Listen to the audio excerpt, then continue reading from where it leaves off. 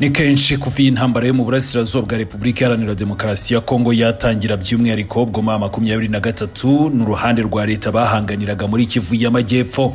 Uruhare rw'u Burundi rwavuzwe cyane rwose muri iyi ntambara, ariko kandi ntabwo ari Burundi bwonyine, ahubwo n'igihugu cy'Ububirigi kuri ubu ngubu cyanywanye rwose n'icyo gihugu cy'u Burundi. Bombi bavuzwe muri iyo ntambara, bikanavugwa ko haba hari abasirikare bo mu Bubirigi baba baragiye gufasha izo ngabo. Byavuzwe ko hari ibikoresho byagiye byoherezwa ku rugamba biturutse mu Bubirigi. Si ibyo gusa, twagiye tuvuga uruhererekane cyangwa se ingendo z'indege hagati ya Bujumbura, Kinshasa na Buruseli zabayeho mu bihe bitandukanye. Ibyo byose rero ibyo byari bihatse, bimwe byatangiye kugaragara kubera ko M23 ubwo yerekezaga muri Uvira mu gukubita inshuro ihuriro bari bahanganye, M23 yaguye ku ndiri y'intwaro karahabutaka Repubulika Iharanira Demokarasi ya Kongo yahawe n'Ububirigi, kandi zimwe muri zo zari zitaranakoreshwa. Ayo makuru tugiye kuba tuyagarukaho muri iyi nkuru yacu, ariko kandi ntabwo ari ayo makuru gusa tugarukaho, ahubwo ndaza kukubwira ko bijyanye n'amakuru ku munsi w'ejo twakugejejeho.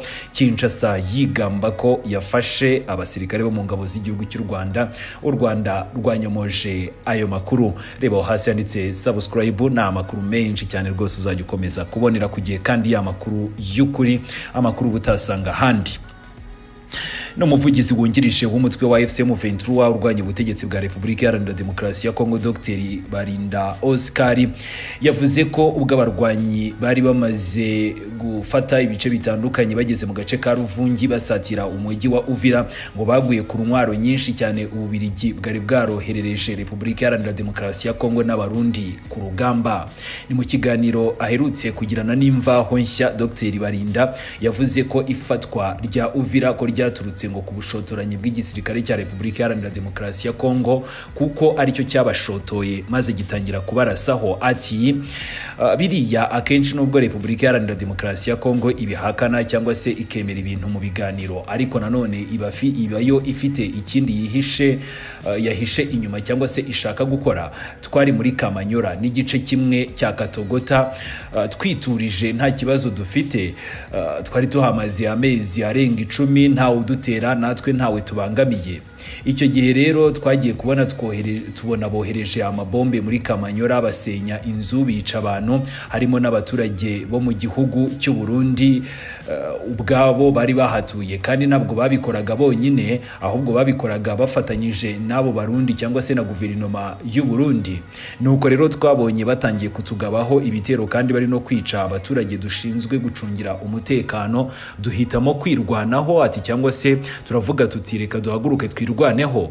Dr Barinda yavuze ko ibyo ari byo byatumye begura intwaro hanyuma bagana mu mujyi wa Uvira, ariko nanone agaragaza ko ihuriro ry'ingabo bari bahanganye ko nta bunararibonye ku rugamba rifite, ari nayo mpamvu nyine iteka ryose barwana bagatsindwa. Ati wazarendo nibo bantu b'abasivile b'amabandi bazwi muri Repubulika Iharanira Demokarasi ya Kongo, ariko kandi bahawe ibikoresho by'intambara batazi no kubikoresha, yewe rero nta n'ubunararibonye bafite kuko ari abajura n'ingegera ziri aho ngaho. Nuko banahaye ibikoresho ingabo z'u Burundi, ariko kandi kenshi twanahuraga n'imbonera kure zambaye impuzankano y'igisirikare cy'u Burundi. Yavuze ko kuri urwo rugamba ngo bageze mu gace ka Ruvungi kari mu birometero bitageze no ku 10 ugana mu mujyi wa Uvira, ngo bahasanze ibitwaro byinshi cyane Ububirigi bwari bwareguriye Repubulika Iharanira Demokarasi ya Kongo. Bimwe muri ibyo bitwaro byari bitaranakoreshwa.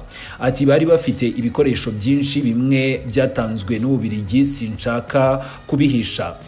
Twabisanze mu ishuri hari ya Ruvungi bigifunze mu makarito bitaranakoreshwa. Ibikoresho bya gisirikare dufite ahangaha imbere twebwe tubikura mu buryo bugaragara rwose ku mwanzi duhanganye, cyangwa se tugenda tubifatira ku rugamba. Ibindi rero nibyo tugura n'ingabo za leta ya Repubulika Iharanira Demokarasi ya Kongo ubwabo. Iyo tubahaye amafaranga bahita batugurisha intwaro.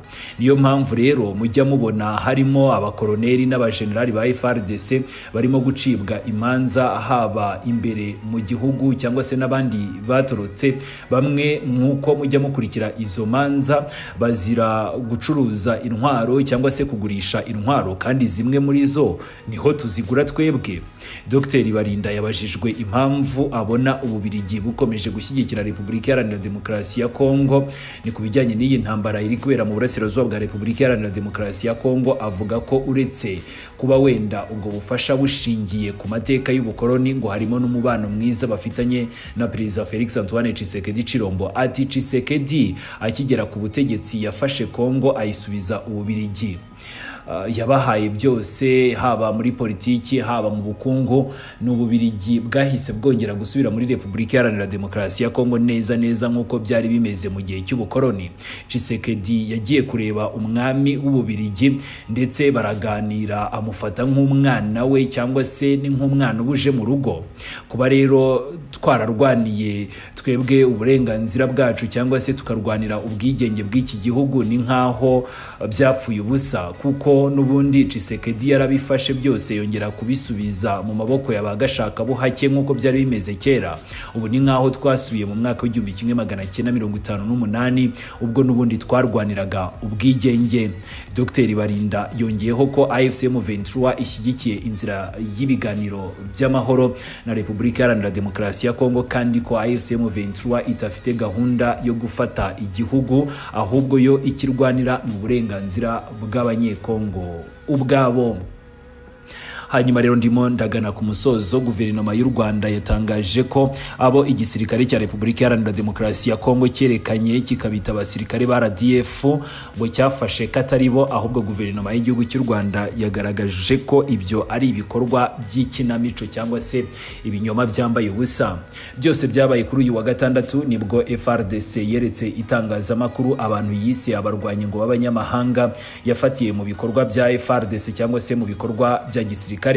Ni mubo yerekanye ivuga ko harimo abasirikare barindwi mu ngabo z'u Rwanda, barimo ufite ipeti rya majoro n'ufite ipeti rya kapiteni, bose ngo bagiye bafatirwa mu bice bitandukanye birimo na Uvira. Gusa ariko nanone FRDC ikavuga ko ifatwa ry'abo barwanyi ngo ni igihamya simusiga cy'uko uruhare rutaziguye rw'ingabo z'amahanga koko ngo rugaragara, cyangwa se ngo ni ikimenyetso simusiga kigaragaza koko ku Rwanda rubarizwa muri Repubulika Iharanira Demokarasi ya Kongo. Yunzemo ko kuba barafatiwe ku butaka bwa Kongo Kinshasa nanone ngo bishimangira cyangwa se ngo byongera guhishura koko k'ingamba z'ubwirinzi u Rwanda rwashyizeho ngo ko zitari ku mupaka, ngo kuko bamwe bagiye bafatirwa kure cyane y'imipaka. Minisitiri w'Ububanyi n'Amahanga Ambasaderi Olivier Nduhungirehe abinyujije ku rubuga rwa X yavuze ko nta musirikare n'umwe w'u Rwanda wigeze afatwa n'ingabo za Kongo Kinshasa. Ati ni ikinyoma cya leta koko, nta mipaka kigira rwose. Biragaragara neza ko n'ibinyoma basigaye babeshya ko na Kinshasa ubwayo itabyemera. Nta musirikare n'umwe wo mu ngabo z'u Rwanda RDF wafatiwe muri Kongo cyangwa se ngo abe yeretswe n'itangazamakuru muri iki gitondo. Ibi ni ikinamico ribi cyane mu buryo bugayitse bugamije gukomeza gusiga icyasha isura y'igihugu cy'u Rwanda. Minisitiri Olivier Nduhungirehe yanasobanuye ko umwe mu bafashwe cyangwa se biswe abasirikare ba RDF weretswe itangazamakuru kuri uyu wa gatandatu kari uwo muri Kinshasa. Iteka ryose bakunze guhora berekana kuva mu mwaka wa 2024 bakamuhindurira imyenda, bakamuhindurira amazina, bakamuhindurira amapeti. Ati ibyo ngibyo ni ibintu bimaze kumenyerwa. Yavuze kandi ko Colonel Njike nabwo ngo yari yarabwiwe kenshi ko uwo musore kakunze kumugaragaza mu buryo butari bwo, atariko kandi ubanza Njike Kayiko nawe yari yarabyibagiwe, akajya nawe iteka ryose ahora amwerekana amuhindaguranya. Ni nabyo rero Kinshasa bongeye gusubiramo. Nduhungirehe akaba yavuze ko Kinshasa yahimbye kiriya kinyoma ni mu rwego rwo gutuma abantu bibagirwa ibara riheruka gukorwa na General Ekenge. Gusa ayinenga ko ibyo bakoze babikoranye ubunyamwuga buke cyane.